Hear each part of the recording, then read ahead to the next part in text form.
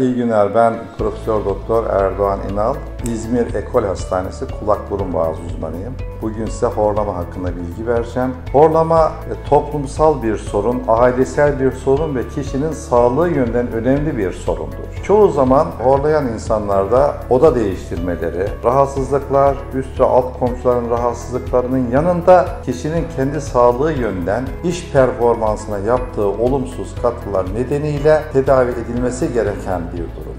Horlama daha çok çocuklarda görülmesine karşı 30-40 yaşından sonra erişkinlerde de görülebilmektedir ve bunların cerrahi ve cerrahi dışı tedavileri artık mükemmel bir şekilde yapılabilmektedir. Horlamanın kesin tanısı kişinin uyku laboratuvarına bir gece yatırılması, gece uyku videolarının yanında ailenin bize verdiği hikayelerle değerlendirilir.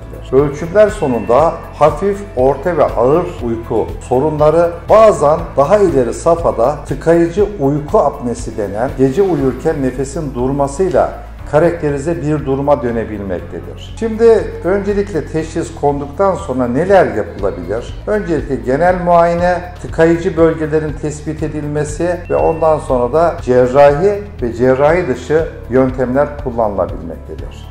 Sonuçlar nedir? Uyku sırasında yapılan bu işlemlerden sonra dünyanın her tarafında horlama tedavisi %79'dur. Yani %100 değildir. Ama bu bile insana büyük bir rahatlık vermektedir. Cerrahi dışı dediğimiz zaman bu uyku sırasında kullanılan maskeler, burun açıcılar ama cerrahi olarak da yaptığımız daha çok tıkayıcı bölgelerin cerrahi olarak çıkarılması, düzeltilmesi, yumuşak damağın gerdirilmesi, küçük dilin kısaltılması bunlar aslında büyük sorunları ortadan kaldırmaktadır. Cerrahi yaptığımız takdirde hasta aşağı yukarı 10-15 gün içerisinde normal hayatına dönebilmektedir. Çünkü yaptığımız cerrahide bazı bölgeler çıkarılmaktadır. Bunların iyileşmesi insan vücuduna belli bir zaman almaktadır. Ama eninde sonunda hastalar iyi ki biz bu cerrahi olmuşuz